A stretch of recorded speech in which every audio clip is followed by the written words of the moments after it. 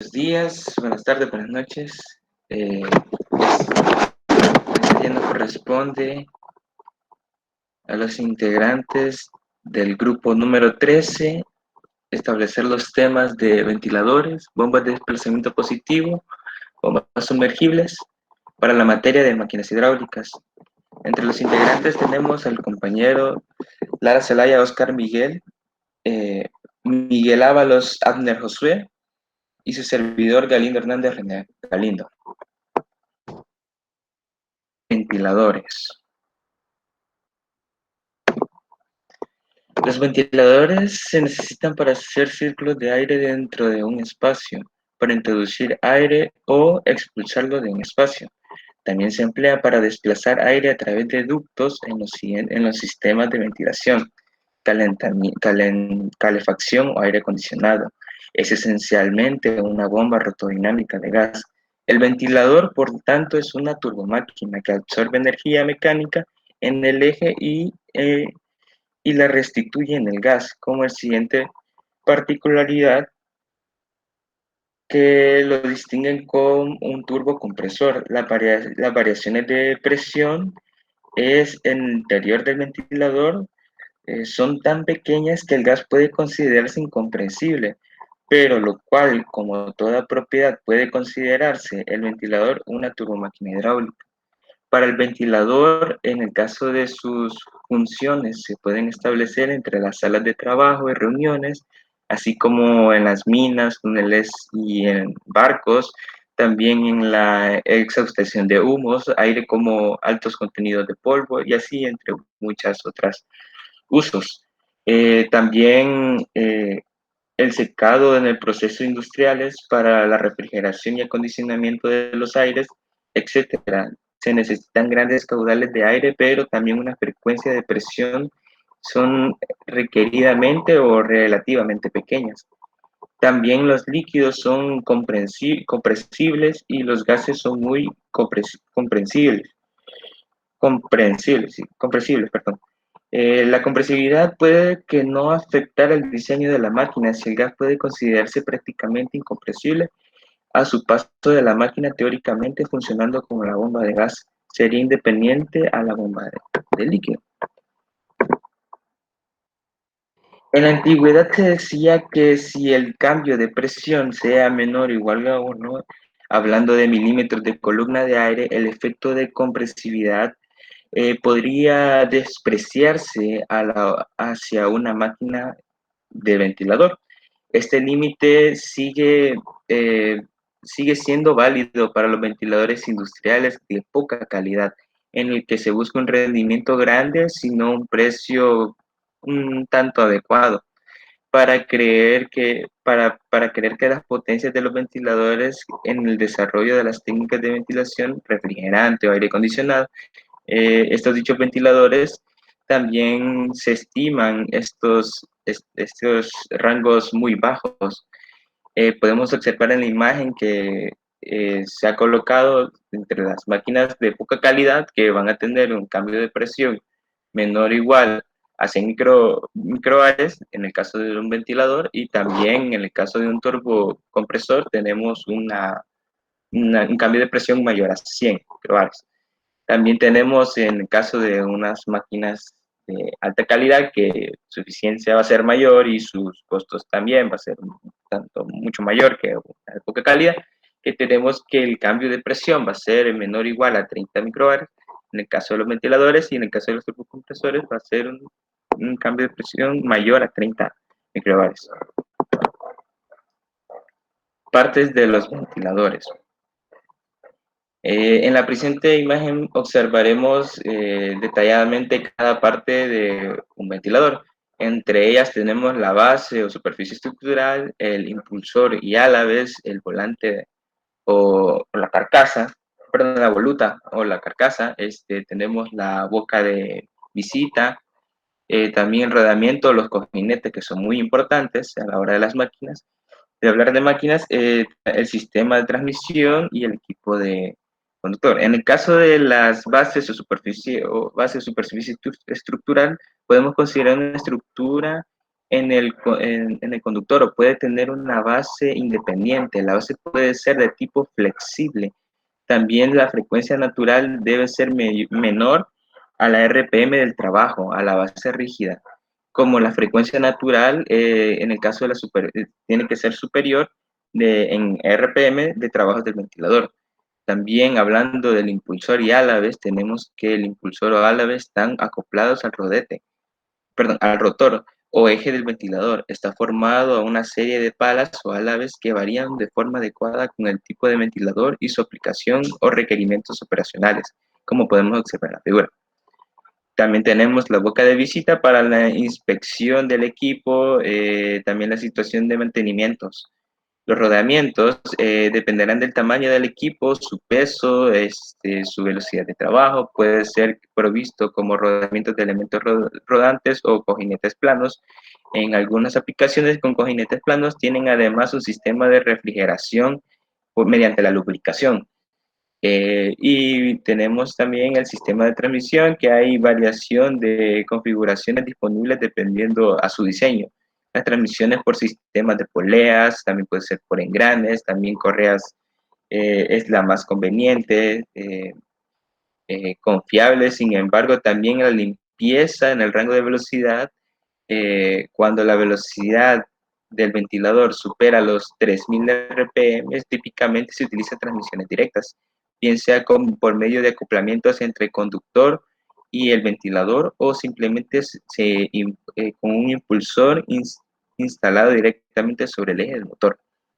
Y por último tenemos el equipo de conductor, que este está adecuado a las características de operación de otros factores del equipo conductor. Puede ser un motor en alterna o un motor eléctrico en directa, o incluso una turbina a vapor.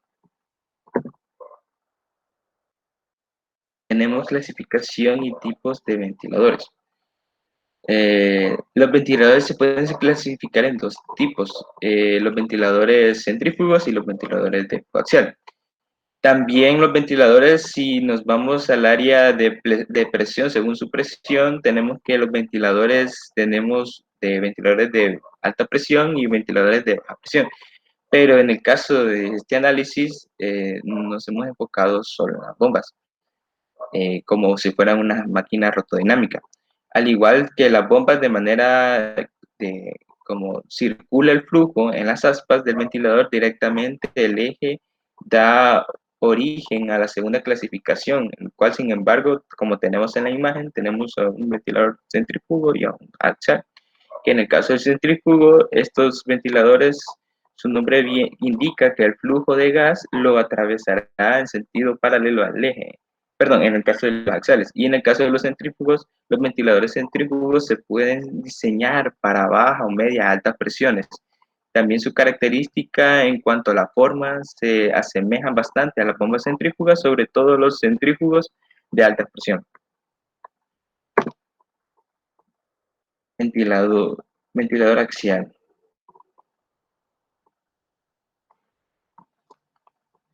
En este tipo de ventiladores de flujo de aire entra y sale de forma paralela al eje de giro del rotor, como se muestra en la figura. Son utilizados principalmente en ventilación general, cuando se necesita manejar grandes caudales volumétricos de aire con bajas pérdidas de carga dentro de los ventiladores de flujo axial. También se impulsa aire a lo largo del eje después de la misma. También estos ventiladores tenemos tres tipos: turboaxial, la paleta axial y la hélice.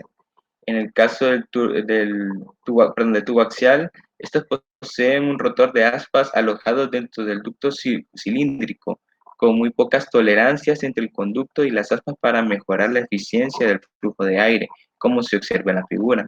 Las aspas son más rápidos en un ventilador de hélice, por lo que el ventilador de flujo de tubo axial puede operar bajo unas presiones de 250 a 400 milímetros de columna de agua. También tenemos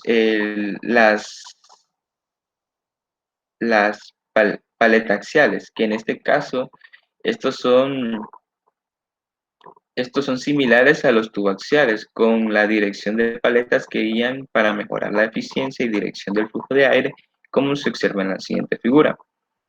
Podemos observar que las hélices en forma de paleta dan un mejor paso del flujo del caudal, en este caso nuestro aire, para que ambiente la situación, el lugar.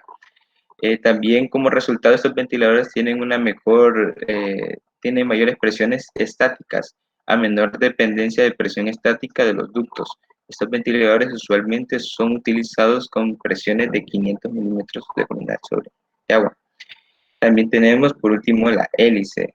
Estos ventiladores funcionan bajo velocidades y temperaturas moderadas. Estos presentan grandes cambios de flujo de aire como resultado de pequeños cambios de presión estáticas. Los ventiladores de hélice son mayormente usados para ventilar escapes de interiores y también aplicaciones exteriores, incluyendo el enfriamiento de condensadores y torres de enfriamiento. Ventilador centrífugo.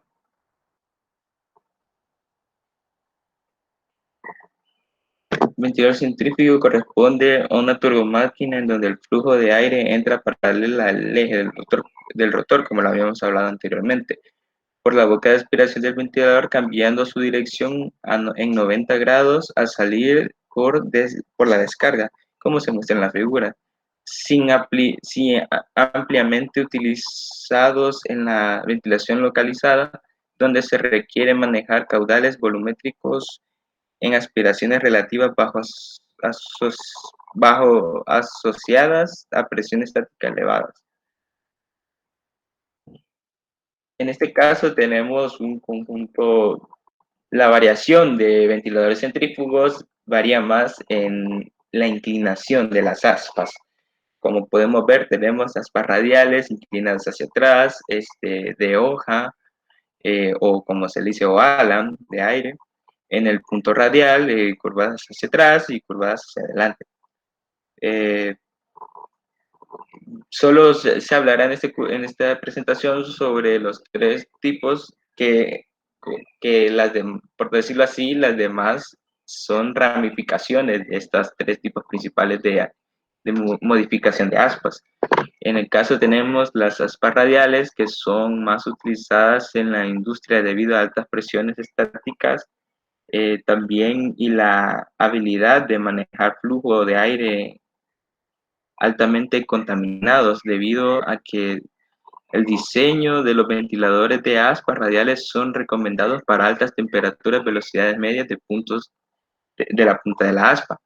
También tenemos las aspas curvadas hacia adelante, que son utilizados en ambientes limpios y operan a bajas temperaturas.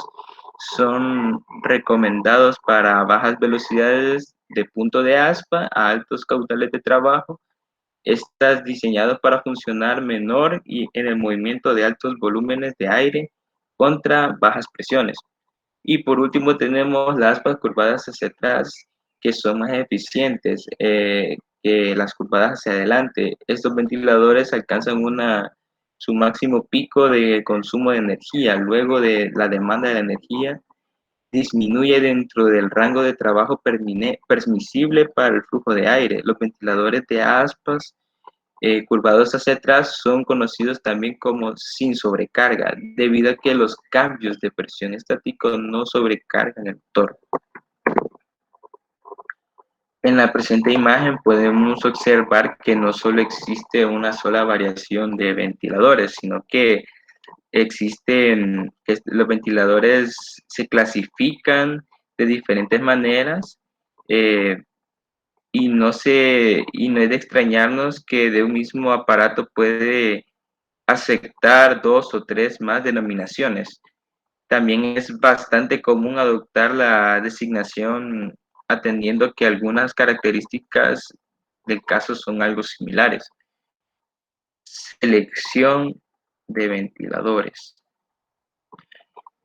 La selección de ventilador consiste en elegir aquel que satisfaga los requisitos de caudal y presión como debe circular el aire, para la temperatura de operación y la actitud de la instalación. Además, se debe determinar su tamaño, el número de revoluciones a las que debe girar el rotor, la potencia que debe ser entregada a su eje, el rendimiento con el que funciona, la disposición de la transmisión, el ruido generado, etcétera. Eh, la fabricación de los ventiladores proporciona la información necesaria para realizar una correcta selección. Todos los ventiladores que entre sí poseen medidas proporcionales, o sea que son semejantes, permiten que pertenecen por lo general a la misma serie. Podemos observar a continuación en esta diapositiva las curvas características de los ventiladores. Las curvas características, como se menciona en la selección de ventiladores, está determinado por el caudal que se maneja y la presión estática generada en el sistema de ventilación. Una representación de la funcionabilidad que existe entre entre estos dos parámetros está dada por la curva característica del ventilador, el cual se construye en bancos de pruebas de distancia de distintas velocidades de rotación como la funcionalidad del caudal en el aire, en el caso de como podemos observar en el eje X, y la presión estática se colocará en el eje Y. Por su parte, la funcionabilidad existe entre el caudal y la presión estática en el sistema de ventilación se denomina curva de sistema. A partir de estas funcionalidades, es posible construir una gráfica de curvas de sistema y una curva característica del ventilador, los cuales, como se observa en la figura, se intersectan en un punto, el cual corresponde a un punto de operación del ventilador, como en el sistema funcione. Podemos observar aquí dos curvas, una del sistema, que a medida que podemos observar una tendencia de aumento de resistencia del sistema, también tenemos las otras curvas del ventilador, eh, que la tendencia también es a un aumento a la velocidad de giro, o las RPM, como las hemos llamado. Bien, este tema se nos puede hacer un símil entre las bombas porque también son unas máquinas rotodinámicas. Puede, Podemos observar las curvas del sistema y recordar también las curvas de los ventiladores que ya nos otorga el fabricante, y cuando la intersección de estas dos curvas nos genera el punto de operación óptimo, donde así como vimos anteriormente, donde las bombas, en este caso los ventiladores, trabajarán en una eficiencia óptima a nuestras necesidades. Tenemos el punto de operación. El punto de operación gráficamente corresponde a la intersección de curvas características del sistema del ventilador. Sin embargo, debido a la variedad de resistencias en el sistema, en términos de presión estática, es posible que esta curva cambie durante el periodo de operación. Por lo tanto, se generan eh, varias curvas describirán el sistema de ventilación. Por lo tanto, el punto de operación serán varios, dependiendo a cuántos ventiladores tengamos. Así va a ser el número de puntos de operación que nosotros obtendremos en nuestra curva del ventilador. La eficiencia se representará de la siguiente manera, donde es la potencia entregada por el ventilador de aire entre la potencia consumida por el rotor del sistema motriz. O también como se podría expresar en la ecuación, donde U será el caudal de aire, PT será la presión total del ventilador, FC será el factor de corrección de unidades y BHP será la potencia de freno del rotor del ventilador.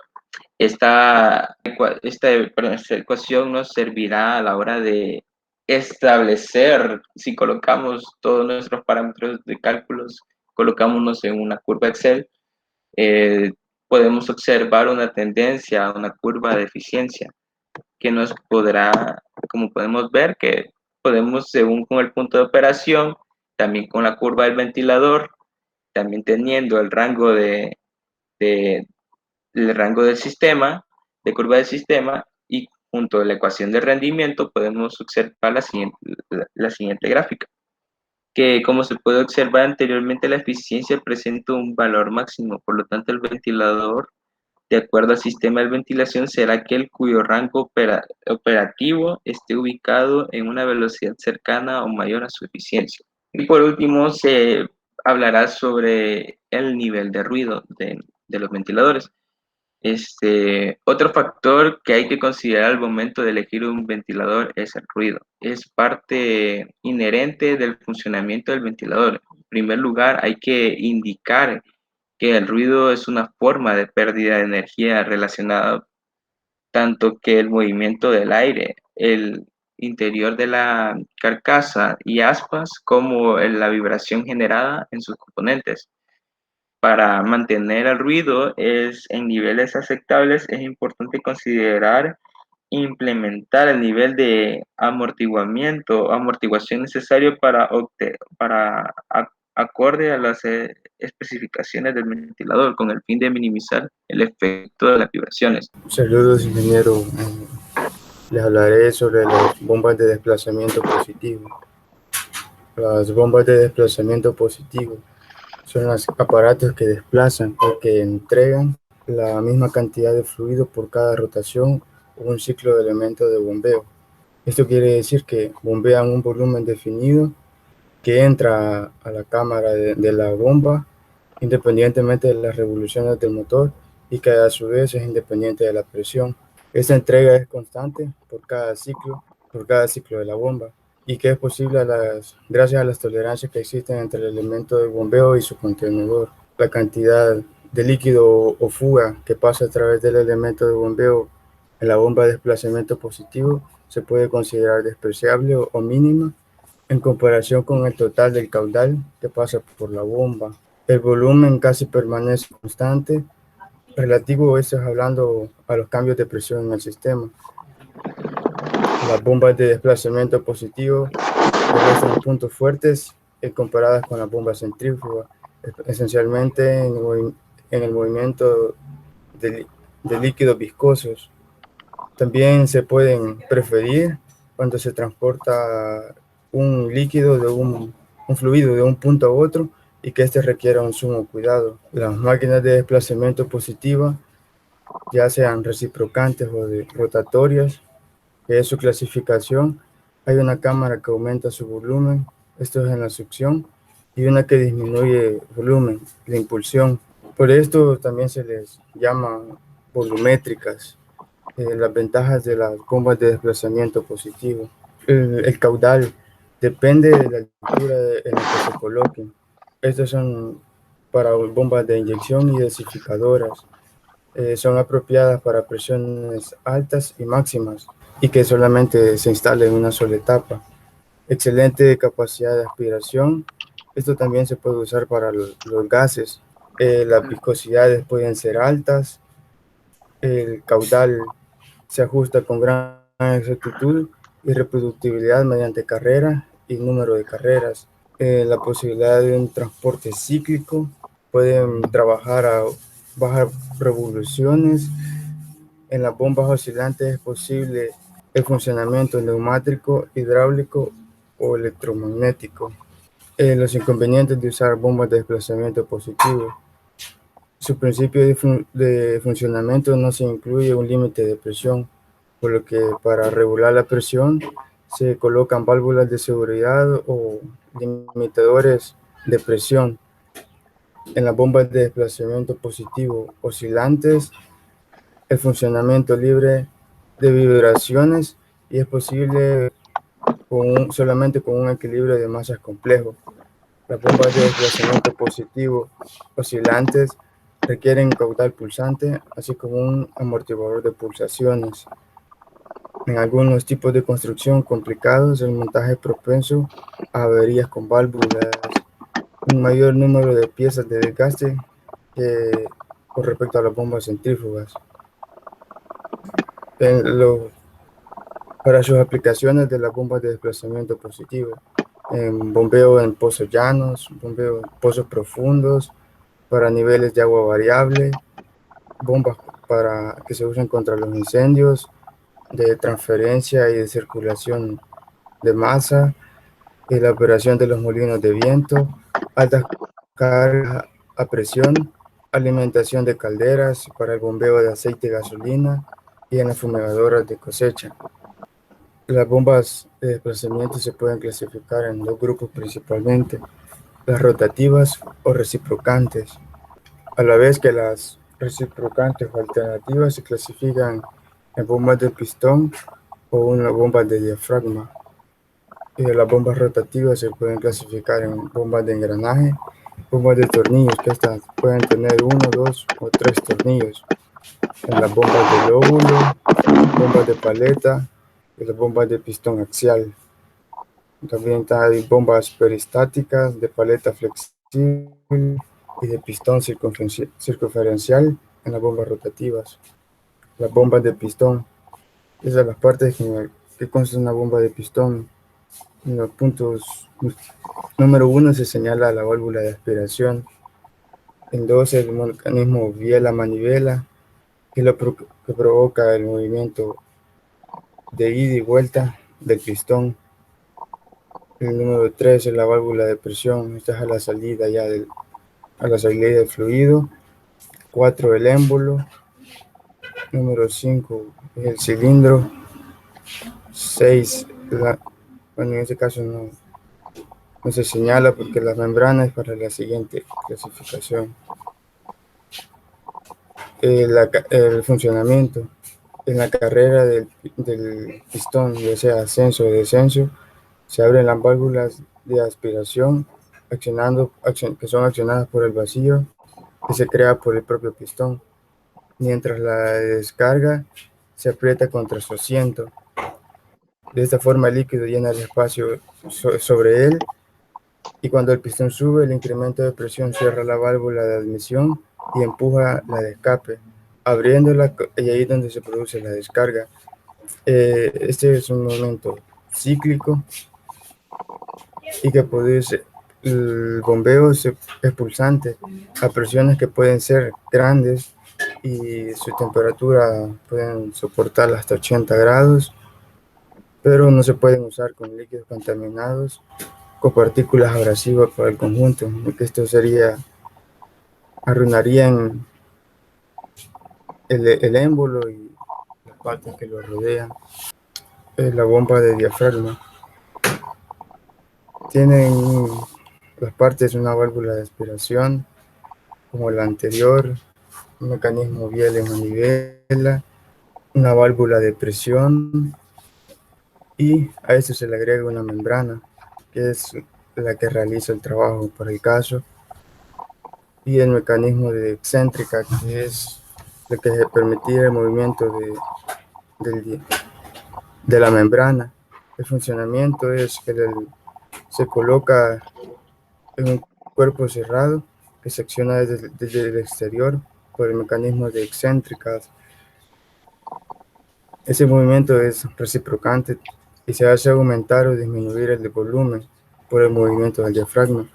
Las dos válvulas que se colocan en la entrada y salida son las que obligan al líquido a circular en la dirección de bombeo.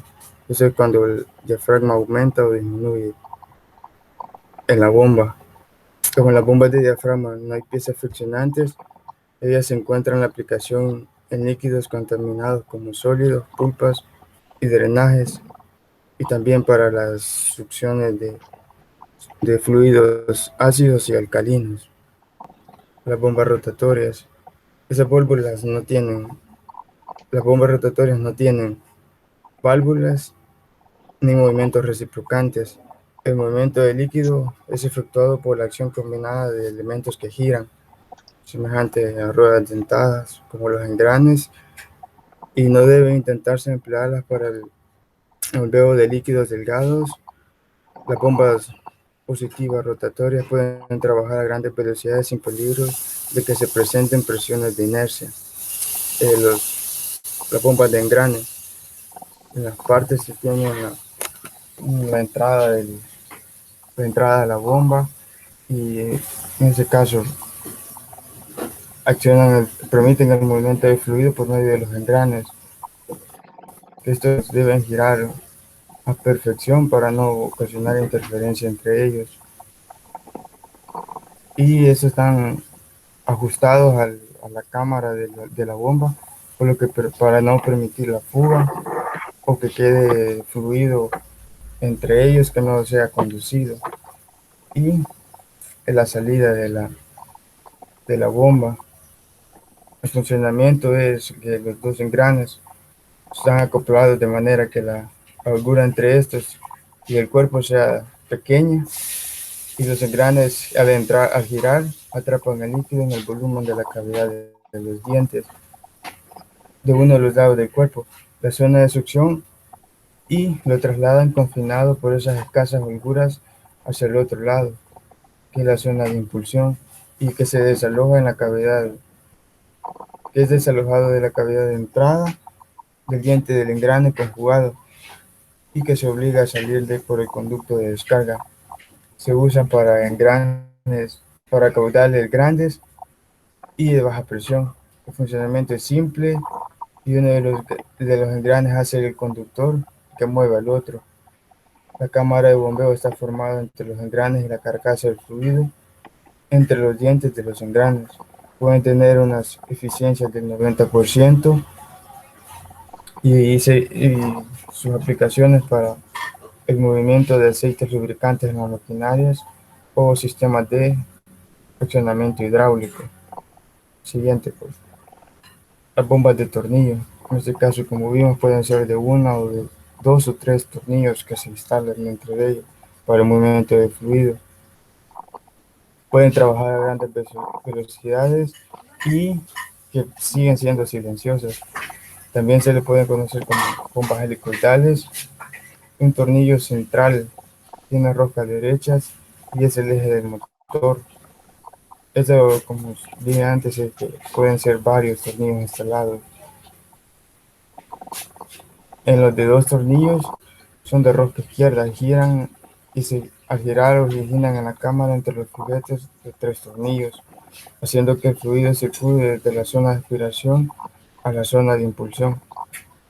El tornillo central es el que mueve a los otros dos tornillos y pueden llegar a alcanzar velocidades de 3000 y 5000 RPM y trabajar con caudales pequeños o grandes y presiones que no superen los 180 bar. Siguiente. La bomba de lóbulos. Esas bombas se asemejan al funcionamiento de los engranes. Sería un engrane un poco más sencillo. Pero estos son dientes externos que giran en sentidos opuestos, con lo que aumentan el volumen y la presión, consiguiendo la aspiración del fluido. Lo mismo que deben de estar ajustados entre la carcasa y los lóbulos para permitir el transporte del fluido. Siguiente, por favor.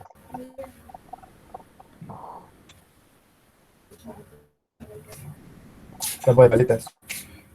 Esas constan de un rotor ranurado que gira dentro de una cámara que la conforma un anillo en forma ovalada, y este sirve de pista para las paletas que van dentro de las ranuras del rotor, entrando y saliendo con el movimiento, y los platos de presión, en lo que el orificio de entrada en uno y de salida en el opuesto. Los espacios quedan delimitados por el anillo, el rotor, las paletas y los platos laterales. En todos se denomina la cámara de bombeo. Esta cámara va cambiando de volumen a medida que el rotor aumenta su velocidad, que es el rotor que lo impulsa a un eje. Las paletas están más salidas, las paletas más salidas, el volumen es mayor que cuando están metidas en el rotor. Siguiente, pues.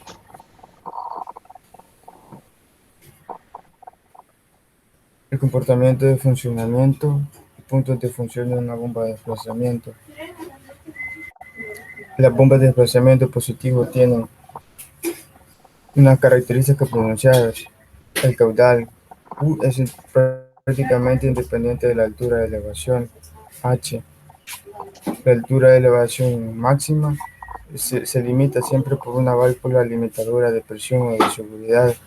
Como dijimos antes, que esas no se puede regular la presión entre ellas, por lo que es necesario colocarle la válvula de presión o algo que nos limite a una presión máxima.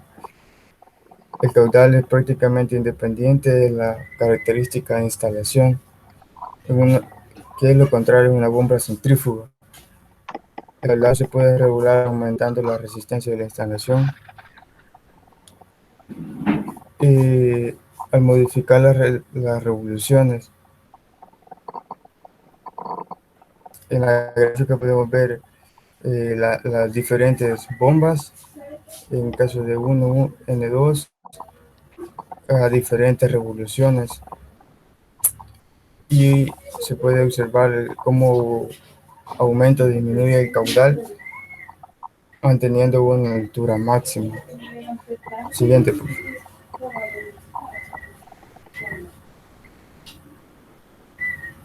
Para la selección de las bombas de desplazamiento positivo, un aspecto muy general que la gama de presión se puede instalar entre baja y alta, de viscosidades entre bajas y altas, las temperaturas bajas y altas, en la capacidad de transporte de fluido baja y alta, en el costo, para este caso son altos, de trabajo continuo se pueden instalar, autocebado de igual manera, ya pueden hacer circular un fluido, en este caso puede ser el aire y un líquido también, se pueden limpiar fácilmente y un alivio de presión requerido, y las velocidades pueden ser bajas y moderadas. Buenos días, buenas tardes. Yo les voy a hablar de las bombas sumergibles. Siguiente, por favor. ¿Qué son las bombas sumergibles? Una bomba sumergible, como indica su nombre, es una bomba que se sumerge en un líquido. Las bombas sumergibles contienen un impulsor sellado en su carcasa que permite bombear el líquido en el que se encuentra sumergida. Las ventajas de este tipo de bombas es que puede proporcionar una fuerza de bombeo significativo, puesto que no depende de la presión del aire exterior, más bien depende de la presión donde se encuentra sumergida. Como pueden ver aquí en la imagen, ¿verdad? Así sería la, como el líquido ingresa a la bomba. No, no sería tanto sí sería por succión, pero la presión a la que esté expuesta es mayor, por eso tiene una mayor fuerza de bombeo.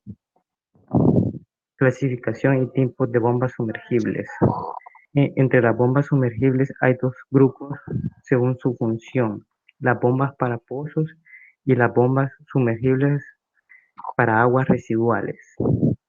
Las bombas para pozos pertenecen, ¿verdad?, a un grupo más grande que serían las bombas verticales en suspensión.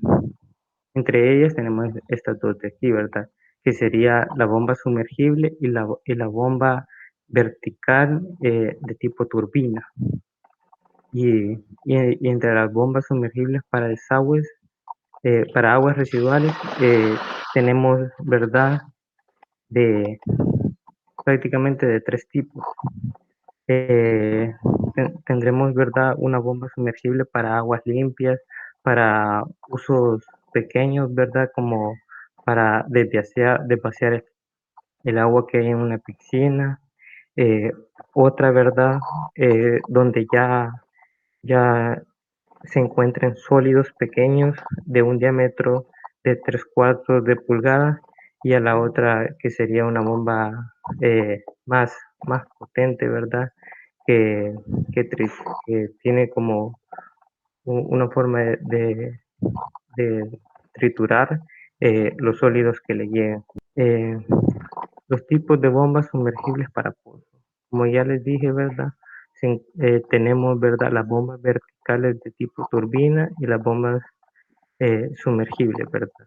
La diferencia entre ellas es que la de tipo turbina, su motor no se encuentra sumergido, se encuentra en la parte superior, eh, por lo que tenemos ahora un eje más largo para esta turbina, lo que provocaría mayores vibraciones que los que tendríamos en en las bombas completamente sumergibles. En la parte de descarga tenemos, podríamos tener varias variantes, ¿verdad?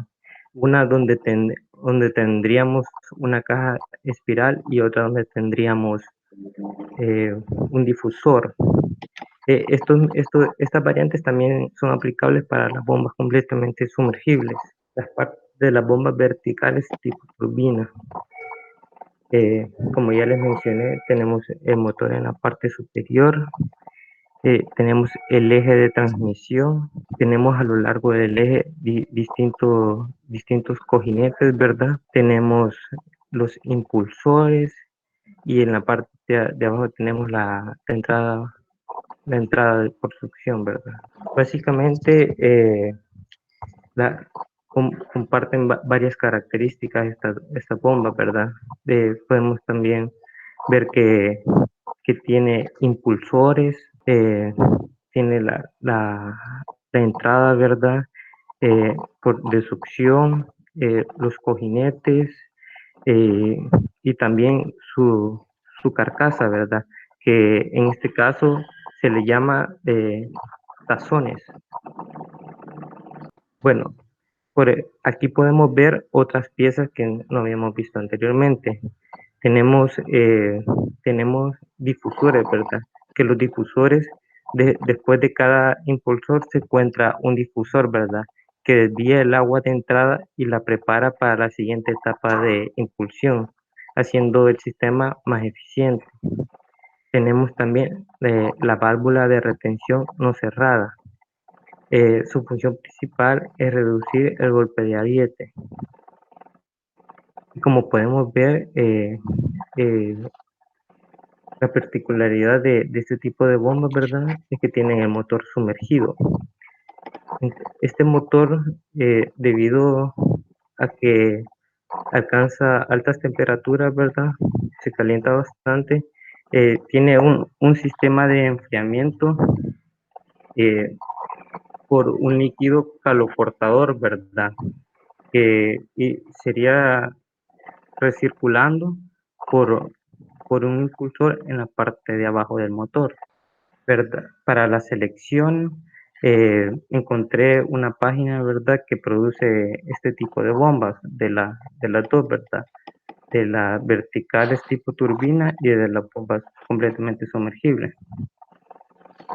Entonces, la empresa es la KSP.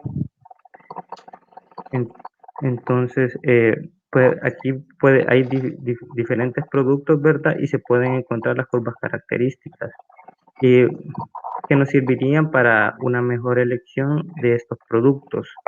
Esta empresa, ¿verdad?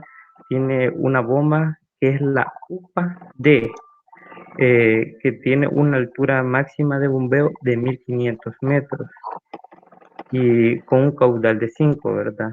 Estas bombas no se escogen, ¿verdad?, por su caudal, ¿verdad? Más que todo es de qué tan abajo del suelo se puede extraer el agua. Hay otras variantes de estas bombas sumergibles que son para otros líquidos, ¿verdad? Es más, algunas se utilizan para la extracción de petróleo. Ahora seguimos, ¿verdad?, con los tipos de bombas para aguas residuales. Tenemos, ¿verdad?, bombas sumergibles para deshidratación o bombas para sumideros. Las bombas para sumideros o bombas sumergibles para deshidratación son bombas de bajo costo, los cuales pueden ser usadas en caudales de alto flujo, pensando principalmente para la limpieza de agua, de agua turbia. Estas bombas pueden ir desde 0.15 hasta más de 100 caballos de fuerza. Dependiendo de su uso, estas bombas se pueden encontrar en una amplia gama de aplicaciones, desde sumideros, en el sótano de hogares, hasta compañías mineras. El otro tipo de bombas que tenemos son las bombas sumergibles de efluentes. Manejan sólidos de hasta de 3/4 de pulgada de diámetro y en desagües ligeros, ¿verdad? Se suelen utilizar en tanques, en bodegas, en bóvedas, o para bombear el escurrimiento séptico. Estas son bombas portátiles y ligeras, suelen oscilar entre 1/4 a 2 caballos de fuerza, monofásicos o trifásicos. Los materiales de construcción disponibles incluyen desde acero inoxidable y hierro fundido. Ahora tenemos, ¿verdad?, las bombas más potentes, que podrían ser utilizadas, ¿verdad?, en edificios para la expulsión de aguas negras. Serían las bombas sumergibles de Grinder y de Schindler. Este tipo de bombas son diseñadas para manejar casi cualquier material que puedan darles, incluyendo material fibroso y la mayoría de sólidos blandos. Las bombas de Grinder son principalmente para caudales ligeros o bajos, mientras que las bombas de Schindler están diseñadas para situaciones de caudales de alto flujo. Ambas bombas utilizan un sistema de trituración para reducir al máximo el tamaño de los sólidos antes de que estos pasen hacia la bomba. Es más, este tipo de bombas, ¿verdad?, son las mejores, por decirlo así. Son capaces de recibir toallas, camisas, pantalones, y de igual manera, ¿verdad?, puede pasar por su sistema. Podemos ver que cuenta con voluta, es la carcasa de la bomba y convierte la energía cinética en presión. Tenemos el impulsor de amplios pasos libres. Sería el primer impulsor, que este funcionaría como el triturador, ¿verdad? Cuenta con un sistema ACS, es un sistema antibloqueo que impide el bloqueo del impulsor incluso con líquidos fuertemente cargados. Tenemos abajo, ¿verdad?, podemos ver una imagen del impulsor Boxster de paso libre integral. Podemos ver el motor, ¿verdad?, del funcionamiento correspondiente a la clase NEMA A, aislado a la clase H. La refrigeración del motor se efectúa mediante un sistema de refrigeración integral. Bien, y para su selección, dependiendo, ¿verdad?, del uso que tengamos, encontré, ¿verdad?, que encontré las curvas características para una empresa específica, que sería para la FPS. Ahí ofrecen una gran variedad de este tipo de bombas. Esto sería todo por nuestra participación.